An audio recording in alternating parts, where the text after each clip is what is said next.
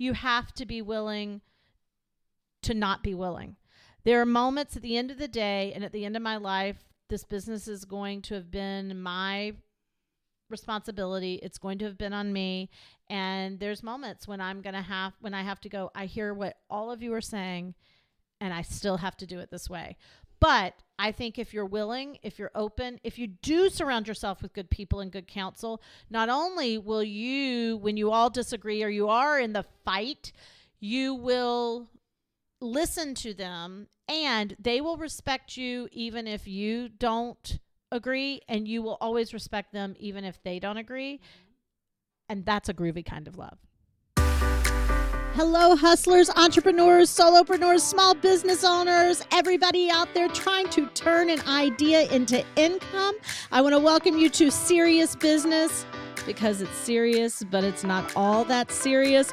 Welcome to your weekly spot to get everything you need to know about making your business more profitable, but also having a lot more fun while doing it, because if this ain't fun, you shouldn't be doing it. Hello, everybody. It's Suzanne Evans, and I am here with the notorious Melonie Youre, and we are bringing you Serious Business, where every single day Melonie and I are living and eating and breathing our small business that we built 11 years ago. And oh man, has it been fun and crazy and wild and wonderful and terrible and hard and easy and all of those things. And one of the things that has been so interesting about growing our business, and this doesn't mean that you are you don't have to have your spouse in the business with you. This can be a long-term team member. It can be someone you have had as a part of the business for a long term and trust. But a lot of times, someone that is partnered in the business in some way, you just don't agree with. Okay, she speaks. We finally get an amen. Should we pray? Should we pray before we... But you just don't agree with them. So we're going to talk on today's podcast, and because we'll see how we agree on this. This will either be a 3-minute podcast or a 3-hour podcast. We'll see how that goes. But what happens when you don't agree? And Melonie and I... we may be more so than even other folks out there that are in business partnerships, or again, it doesn't have to be a business partnership. It could just be a trusted advisor in your business. We are so opinionated.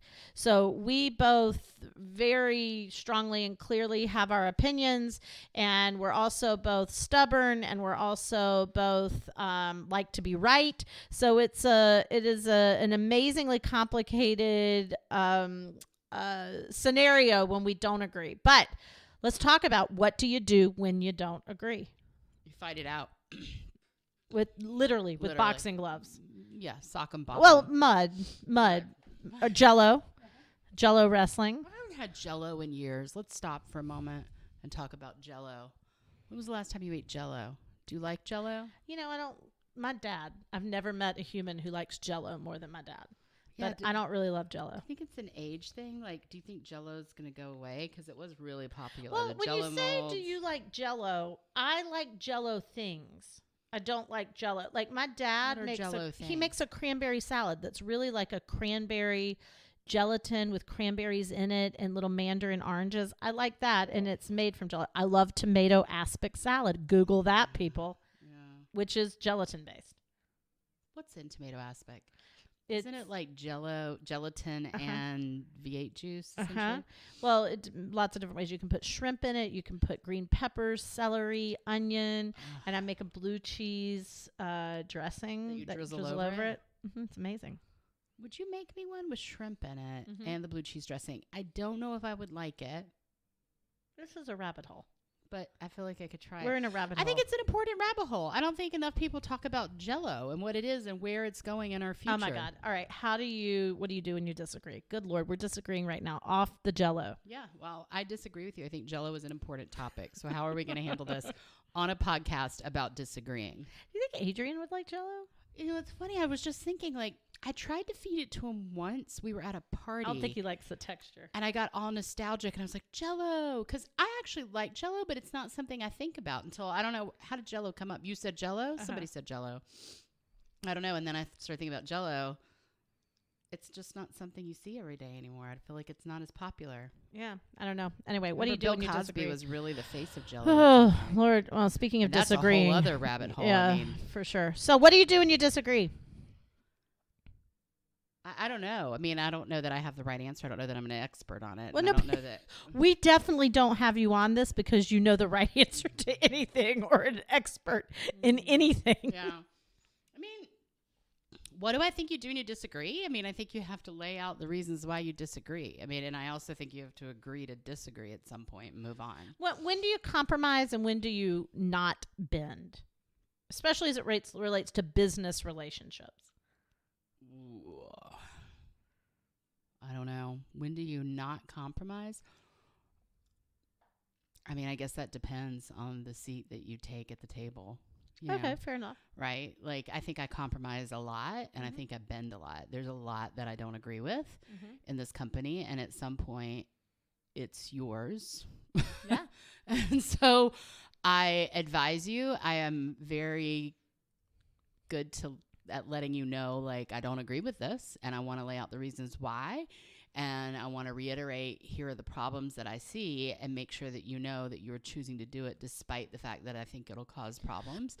And then you have to move on and be like, well, then you get to decide, and this is what you've chosen. Well, and there's two people. There's two people in that situation, right? There's the person whose opinion or decision or whatever it is gets taken, and then there's the person who disagrees and, for lack of a better term, they don't win or they don't get it. So it's like, what do you do after that, right? What do you do if you're the person, because I have to run a company every day where a lot of people have opinions that I can't agree with. Clients have opinions on how we should refund them or not refund them. And employees have an opinion of how they should take time off, or that, no, I did do a good job, even if you said I didn't do a good job. And then it's just decision making in the company sometimes of like, oh, I think we should do this. And Melanie, you go, I don't think we should do this, right? So I think there's the part of how do you, I've heard this conversation be had before. How do you fight, right? So I'm not always a fair fighter. She is not. Because I'm bright. Yeah. I'm fast. I'm clever and I'm fast. I don't think it's about being smart. I think that you are quick-witted. That's not about not being smart. There are plenty of people who are very intelligent. What's a different kind of smart? I'm not saying that it's because, but I am very quick.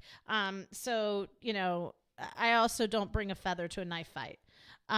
So I also know I have to fight for things. Here's what's really interesting. I have this business I have, and you are my spouse, and you are the president of the company, and my sister is the CEO of the company, and my COO is, my COO. My COO is, I can't say it. My COO is a client that was a client for 5 years and has now been an employee for 5 years. So he's almost like a brother. I mean, we're good friends and family. So sometimes I get really ganged up on.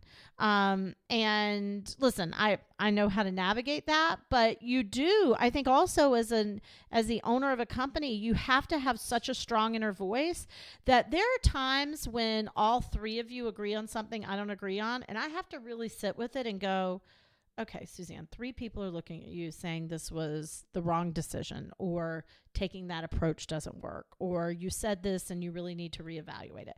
And I have to really pause and go with it and go, if 3 people are saying this to you, Suzanne, you need to think about this. And then on occasion, I have to go, they all think I should do this, and everything in my gut and my being is telling me not to. And so I think being the owner of a company, it is navigating that every day. It is navigating the difference between a lot of eyeballs on me all telling me one thing, I need to consider this, versus all eyeballs on me telling me something, and everything in my being is telling me that I disagree. And so it feels schizophrenic. Right? Yeah. It feels schizophrenic. And the other thing I would say, Melanie, is how do people express themselves in a disagreement, right? Like when, I mean, you and I have been together we've been in a relationship for 25 years. Mm-hmm. And speaking of disagreement, we're just watching speaking of the CEO of our company across the street. It's like, she can't. And did she really go get soup and not ask me if I wanted anything? These are the real problems in business. Oh, I thought you ate leftover what I had for lunch. Let's talk about our real fights. These are the family fights. No, I have nothing, and I've asked anybody to go get me. I told you that there was spaghetti in there. Oh, there's extra in there? Yes, I said I brought it all so you could have lunch. Oh my gosh, guys, we're solving problems right here live on a podcast. Now we are solving problems. I brought in leftover spaghetti. Anyway, but bottom line is that how do you... when I disagree with you? Yeah, you were saying something like we've been together. So you don't have a problem expressing yourself. We've been together 25 years. We've been in business 11. We are what we are. You are bossy. You have all of your opinions. I do too. So we don't even have our trouble expressing ourselves like at a gas station. Mm-mm. But how do you manage me disagreeing and we going my way and not your way? Well, what do you mean manage going your way versus... A lot of people can't deal with, like, my spouse has made this decision and I don't agree with it. And they'll just check out. You don't check out. But at some point I may check out. I mean, at some point I do think that people reach a level in which you either disagree so strongly or you feel so undervalued and that your opinion really has no weight or use, and you kind of go, what the fuck am I doing here, right? Like, if I can't express and I feel that this isn't the right move and you're not listened to, then I do think at some point the scales tip, and then if it tips, you have to decide, why are you there? If truly nothing in the company is going a direction you want it to go, you don't agree with it, it's why I left my job that I was in for 10 years ago. At some point, I felt like I was talking into a wall. All of my ideas, all of my thoughts, all of my creativity, it wasn't being utilized. I was in a not-for-profit. Their hands were tied. So some of it wasn't their fault. They weren't bad people. But at some point, you just have to move on. But there's a point where that happens. But up until that point, I mean, it just is what it is. You get to sit back and go, I told you so, when they do something that you didn't agree with. That's what she lives for, too, is the I told you so. Yeah, I do get a lot of I told you so's in there. But I also, you know what I was going to add, Melonie? I think also know your lane, right? Because I will almost never challenge you on a contractual point. I may want something and I may tell you, try to make this happen, figure out how to work. But contractually, Melonie is an attorney. She is you know how you can go to other countries and get procedures done for less money by people who are kind of medical professionals. Yeah, you have to know your lane. Melonie is that. She is a fake attorney. But I never, because her expertise is so much higher than mine. I'm like, okay, like I have to believe you on this because I know.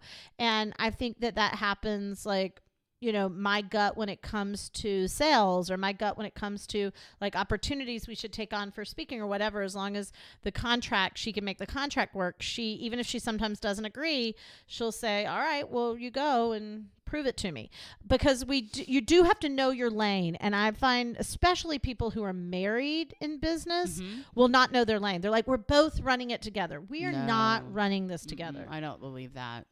At some point, somebody is it just doesn't work that way there. And it doesn't work that way in your own life. Like, for someone to say, like, we split everything evenly down the center. Now, what you may do is split certain aspects of the relationship evenly down the center, right? Like, someone deals with this and someone deals with that, and it ends up being, a 50% thing. But in that particular area, somebody has more ownership of it than the others. And in a business, someone has more ownership over certain aspects and decision-making things than others. You will rarely meet two people in business who have the equivalent amount of sales experience, you know what I mean, or the equivalent amount of ability to make risky decisions and feel good about it and push forward. You will rarely meet two people in business together in the same business who are both the visionary. You know, it doesn't work that way. Someone naturally falls more into the logistics and someone so yeah, that isn't ever going to be accurate in my opinion. I've never seen an example of that. And most great businesses aren't built in that way. Yeah, with absolutely. partners. There's lots of businesses that have equal partners, but they all shine in different ways in the business, and that's why they've come together, because they make a You also cohesive can't piece. take stuff personally. Like I think this is one of my best skill sets is I take almost nothing personally. It's like, I mean, I'm human. I get my feelings hurt. I can take things personally, but it's like I have to make a decision. I have to tell you if you're doing this wrong. Yeah, you don't take things personally. What you don't do well, though, since we're on it, sure, is business does bleed over into personal. Oh, sure. Right? Like, it's like we're having a disagreement about something at home. And I'll say, it's and like, you also at the work and it's today. like, well, what does that have to do with anything? You have to, so separation of church and state. I believe the way you do anything is the way you do everything. So my belief is there is no separation of church and state. This is one of the things we disagree on.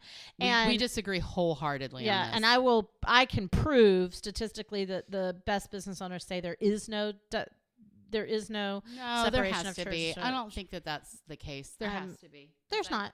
There's not. And especially if you're a small business, because there is to a point, but there's a point in the day and in the marriage where if someone says back up, you're fucking invading my space right now just with being asking me respectful. questions, and I don't have a spreadsheet in front of me, so I can't answer it. It seems like you have so many apps that a spreadsheet would be available at any given time.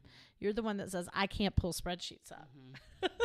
But yeah, I mean, certainly there has to be, listen, I believe there has to be time off moments. I do agree with that. Yeah. I don't believe that you don't take a business. I mean, I worked my mother's and father's business ran out of the home. I mean, I listened to business 24 hours a day. And my parents owned their own business and listened 24 hours. And then I went to work for a husband and wife team who kind of did business 24/7. And the good news is I think I work less at home and talk about work less at home than my parents did. My Lord, they didn't stop talking about it. But yeah, I mean, I think that when we talk about disagreeing, you also can't take it personally. And I would agree that you need to manage. It's helpful for somebody not to take it personally if you're not making it personal. Right. And I think when you do try to mix too much personal with business frustration or anger, I mean, let's be honest. Happens. We have come out of a massage before where I've been. That's where I get all my ideas. Oh my God. Y'all, she gets all of her ideas in a massage. And I've come out of a massage and I'm like in a massage for me. Some people go to church.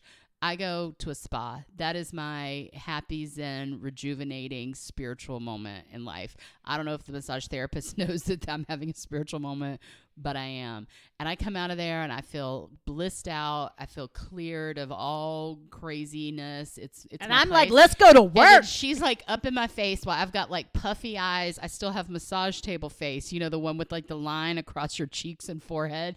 And like my hair is crazy. And she's like, so I was thinking about this. Remember there was it's $10,000 times 222 divided by 457. Remember I tried to build out a whole bagel business right after a massage? And you almost passed. So overwhelming to me. It is so overwhelming. And she can't even hear herself because she gets in a place of like, and I have to be like, you have to stop. You really have to stop. I haven't even reemerged into the real world yet you have to stop. So yeah. So there's that. But here's what I have to say. There's two sides of this. Mm-hmm. You have to be willing to show up to the fight. I really believe that. I believe that Melonie and I, for better or for worse, we're not scared to show up to fight. I think sometimes we could probably show up to fight a little bit less in life. Well, that was gonna but not everybody is like us. That was going to be my point. But I also think our relationship, both business and personal, I don't know that we look like an Instagram. Ours isn't this deep shows of affections and running through fields holding hands, and it's just not who we are. But baby, you and me, we got a groovy kind of love. Wow. I love that song, by the way. Okay, but listen to it after this podcast. But like, piss one of us off about the other, right? Oh, there is nothing worse on earth than Suzanne and Evans and I being pissed off at the same time at the same person. It is beyond imaginable. It's not good. It's not good. But here's my point. You got to be willing to show up to the fight. You also have to be willing to lay down the sword, right? There are times when I've looked and I don't know that I agree, but the people that I trust most in my life are saying, Suzanne, think about this, look at this. And sometimes you have to be willing to lay down the sword. Yeah, and then sometimes you have to be willing to not be willing. There are moments at the end of the day and at the end of my life, this business is going to have been my responsibility. It's going to have been on me. And there's moments when I have to go, I hear what all of you are saying, and I still have to do it this way. But I think if you're willing, if you're open, if you do surround yourself with good people and good counsel, not only will you, when you all disagree or you are in the fight, you will listen to them and they will respect you even if you don't agree, and you will always respect them even if they don't agree. And that's a groovy kind of love. That is. You know, and you have to choose your battles. You do have to choose your quick battles. Example, this morning our son decided to wear 2 pairs of underwear to school. I know. At some point, I it tried made to get no one sense pair to off me. too. I said, I didn't tell you what he said though. Do you want to hear what he said? What? When I went to put his socks on, I said, okay, do you want to take one of the pair of underwear off? And he said, no. And I said, well, you're going to leave them both on all day. He goes, oh yes. And I said, why do you want 2 pair of underwear on? He goes, double fun. Yeah. Double fun. Double fun. He just decided, and at some point, my point is, at some point, Who cares? Who cares? And I even thought about putting on another pair of underwear this morning, wearing 2. I thought, I wonder how it feels. Maybe it's a little more secure. You know, I will say this. I think a lot of business owners get into a moment where you're fighting with your employees about different things, or you're feeling frustrated. And Suzanne's dad says it all the time. If they could do it for themselves, they would. Is the same thing. Like, why are we fighting with a toddler about something that conceptually he doesn't get? And ultimately, it doesn't hurt anybody. Who cares? He's wearing 2 pairs of underwear. Unless that makes them very tight and it starts to hurt him. They were loose underwear, so I thought, whatever. I think what we've done is brought this to the perfect end, which is, guys, if you're wearing 2 pair of underwear, right, whatever you want to do. Right? It's your life. It's your world. Show up to the fight. Be willing to put the sword down. Don't take it personal, but don't be afraid of confrontation, because in those fights, I will say this, Melonie, is our very end on a serious note. It's where some of our best ideas have come from. Yeah. The best resolutions. Yeah. Or the best, like, oh, this is our next step. And we had to uncover it in the debate. Yeah. Right. So there you go, folks. We'll see you on the next Serious Business, where we talk about Jello and double wearing underwear and groovy kind of love and all things that matter in life and business. All right. Let's listen to some Phil Collins. Thank you so much for listening to this week's podcast, Serious Business. Please follow us on Instagram at The Driven Inc. and make sure to check us out on Facebook at Driven Inc. as well. Subscribe to this podcast. You don't want to miss a single episode, and tell a friend, because good friends share good stuff. See you next week.